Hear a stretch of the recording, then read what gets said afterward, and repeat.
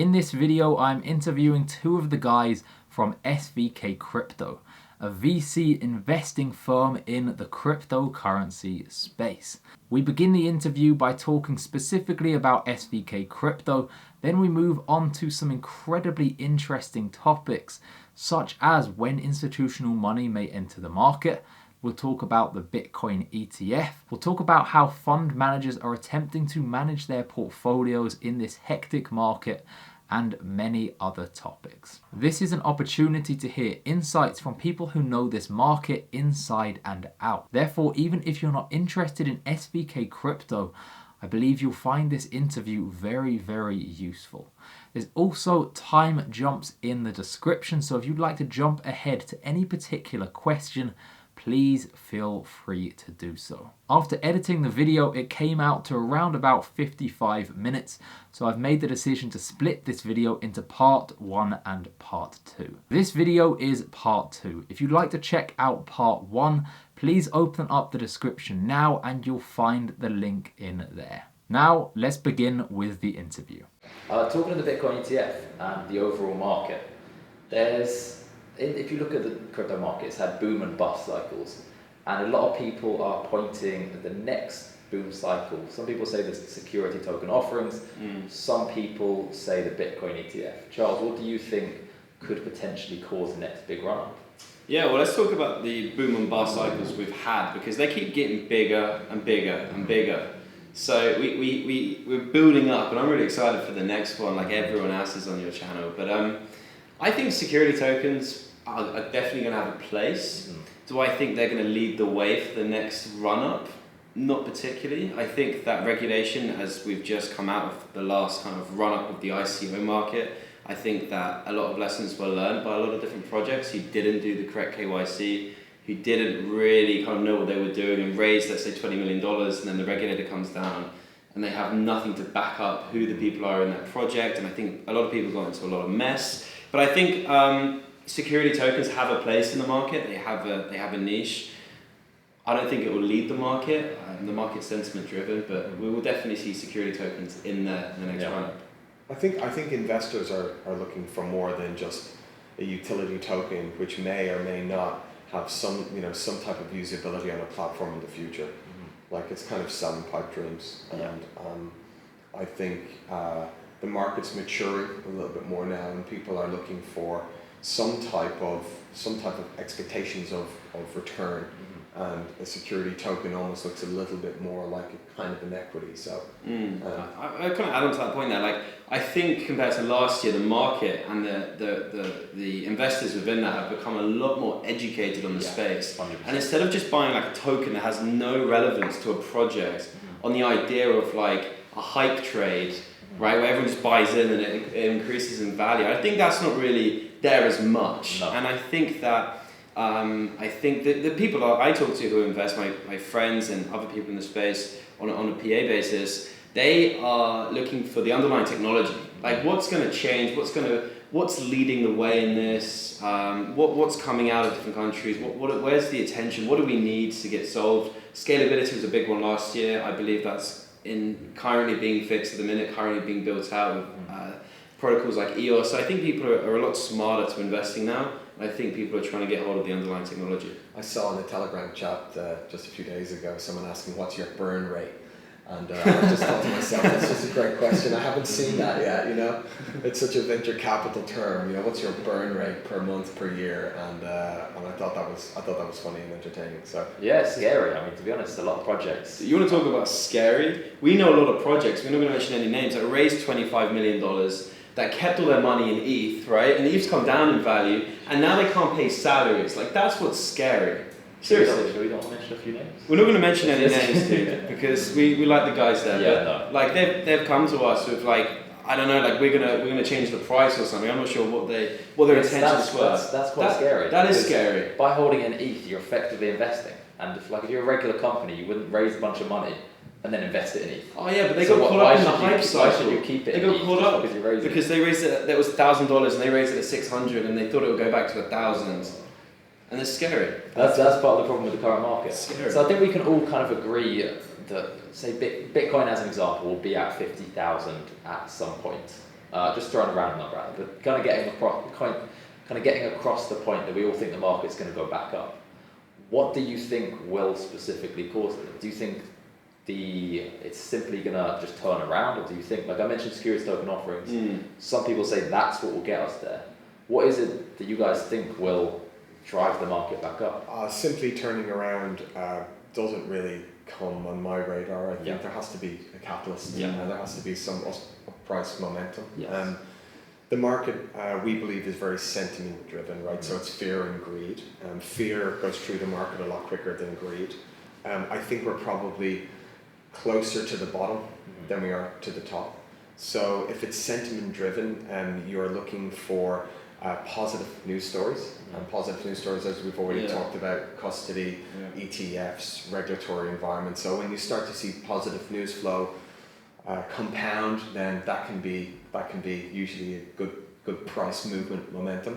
I think when you start going through key levels, so key levels on Bitcoin, 7,000, 8,000, 9,000, and of course the 10,000. So we start to see that. I think also when we see countries have more of adoption to it, whether it's a lot of the third world countries or countries that have maybe had issues with their own currencies, like Venezuela, Zimbabwe, maybe even in some of the South African countries where they're using digital currencies a lot more now. So when you actually see real governments kind of get behind it. A massive point now in there, South Korea, we saw recently, they had a foundation where they had like $4.5 million to invest in blockchain projects, and they were looking to invest in 6 projects between 2018 and 2019. They've doubled the money, they've also doubled the amount of projects they're looking to back. And these aren't like ICOs, these are like projects that are going to have real use cases within the economy in South Korea, whether it's supply chain or another variation of that. So I think that's a really key factor. And then don't forget what was always a real key for momentum and price increase in equity markets was M&A, right? When you start to see mergers and acquisitions, and we've already seen several different M&A or strategic purchasing. Quite recently we've seen GitHub getting purchased by Microsoft, and we've seen Goldman's coming in, as I said, and buying Circle.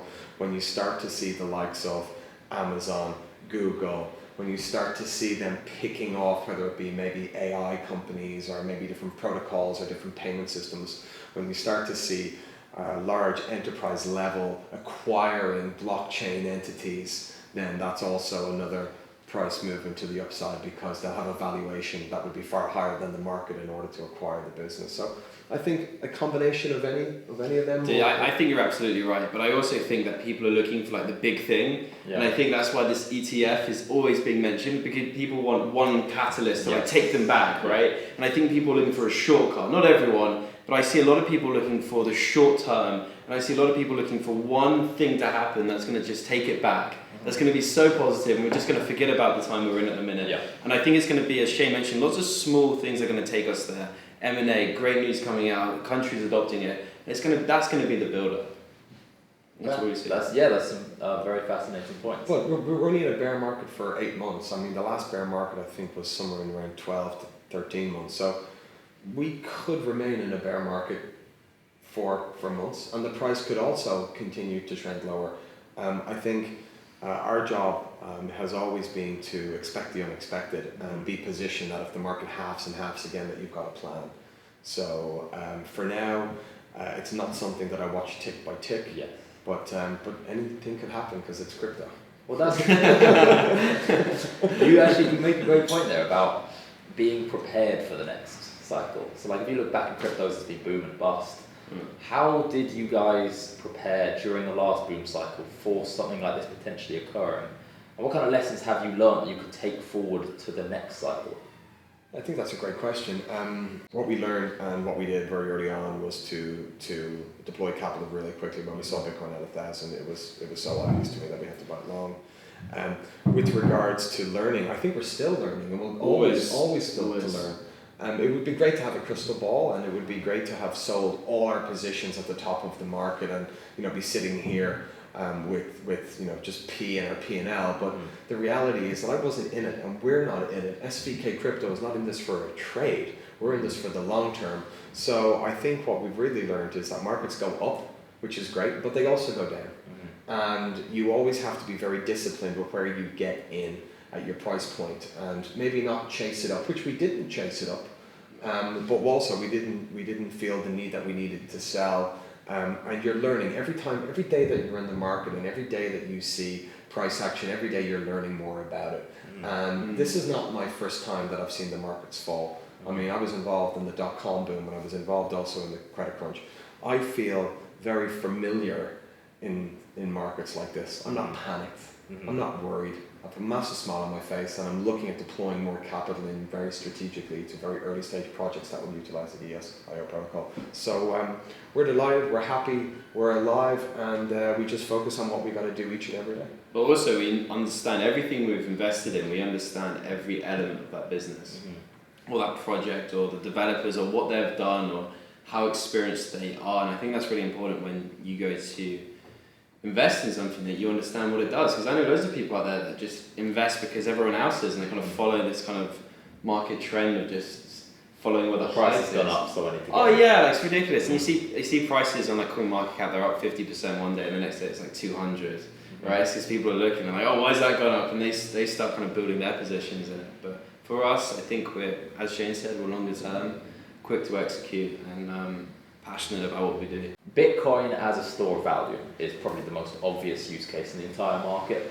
and there are some sectors which are just undeniably going to be massively disrupted by the blockchain technology. Which are the biggest industries that you can see blockchain coming in and just disrupting it completely? Let me kick it off. I think supply chain. Very interesting. I think let's generalize it, so anything that involves trust. And let's build down from there. So one of the things I'm very passionate about is if you look at medical data records and being able to put that on the blockchain, that's a massive use case. And I know like the NHS is what we have here in England. Well, I think it also comes down to property rights as well, and property ownership, especially in other countries apart from the UK, which would have a land registry is good. Land registry.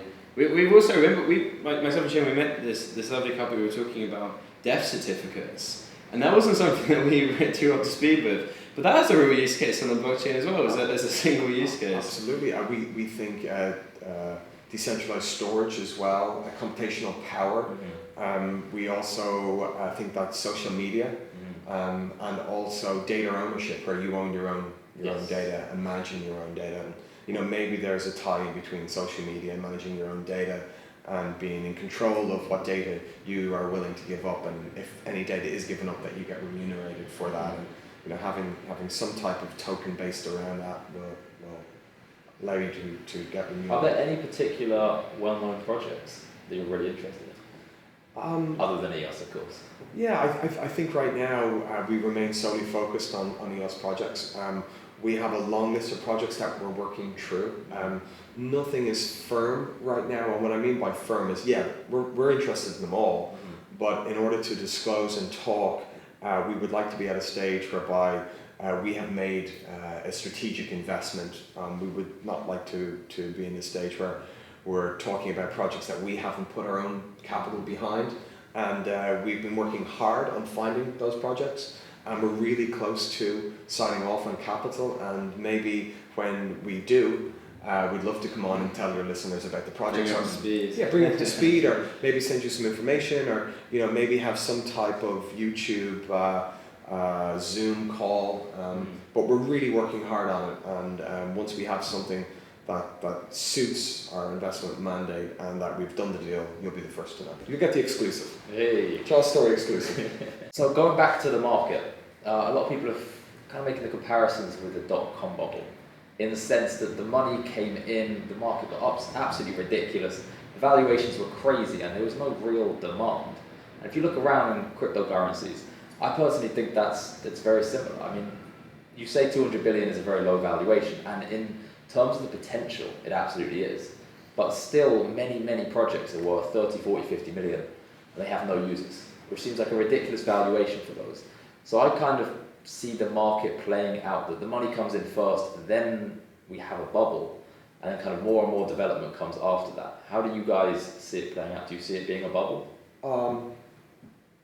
Bubbles are good. I'm not saying bubbles are bad. Bubbles need to happen to bring in the capital. Yeah, bring in the capital. So, I'm fine with bubbles as long as you know it's a bubble and that it will.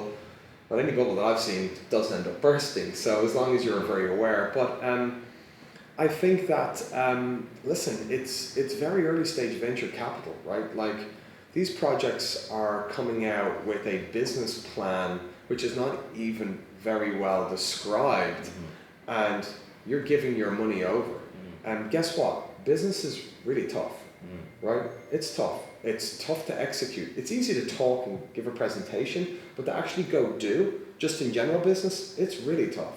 And it doesn't surprise me that in the internet boom, something in the region of 90 to 95% of companies that were involved in raising capital didn't succeed. And it's going to be that type of loss ratio, if not higher, because now we don't have a filter. Anybody with a computer can knock up a PowerPoint presentation and essentially go out and get capital. There's no boundaries to it. So those projects will exist. I don't necessarily think it's the projects that we would invest into, but I think a fool and his money were lucky enough to get together in the first place. And if you want to go out and knock out your lights and invest into a project with a crazy valuation, with no earnings or no users, then hey, it's your money, you do what you want. I think we're somewhat a little bit different. Well, I see your point, but I personally think even the projects with real users that have a value are still potentially going to be overvalued. Like if you look at the internet companies, something like Amazon, I think it dropped 95% in value. Yeah. Today it's worth far, far more than it even was at the very peak.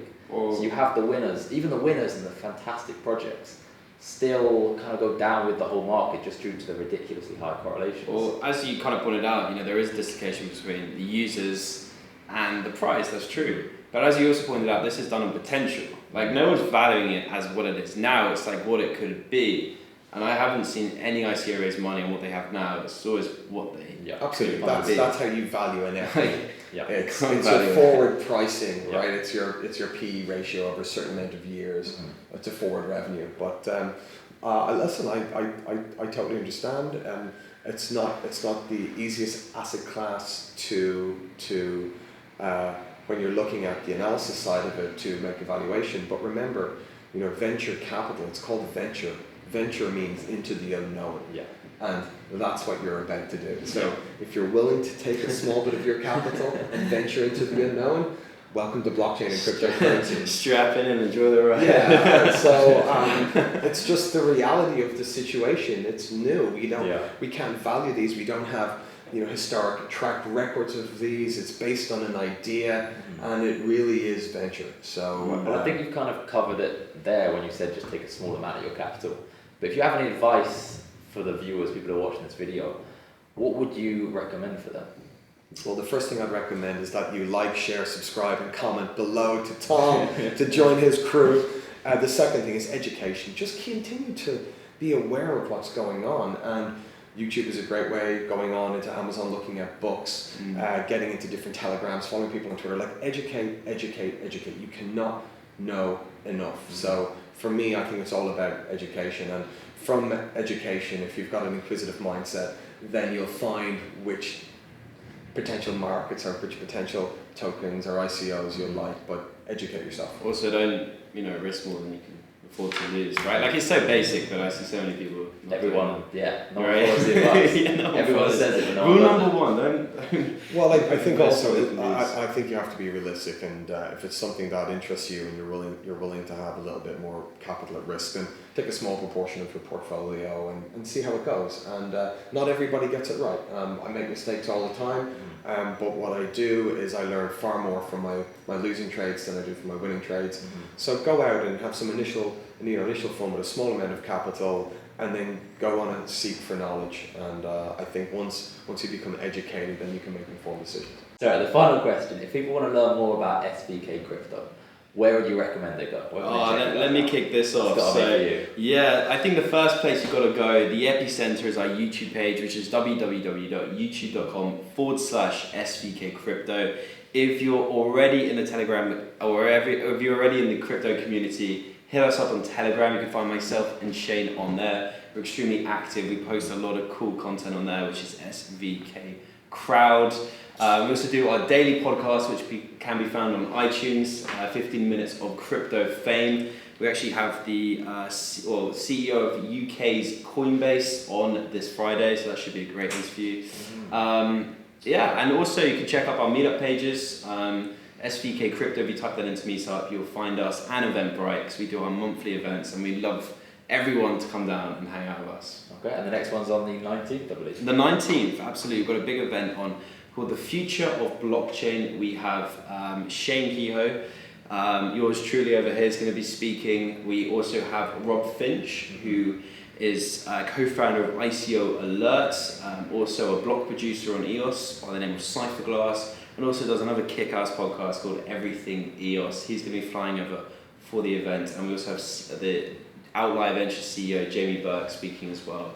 So we're really excited for that, and we have the hackathon coming up, which Shane's going to tell you a little bit about over here. EOS Hackathon, 22nd, 23rd of September. You've got to be there. It's going to be the best show in town. If you've looked at Australia or Hong Kong, this is going to be massive. If you're a hacker, a dev, or someone who just wants to come down and see what EOS are doing, you'll find all the information below.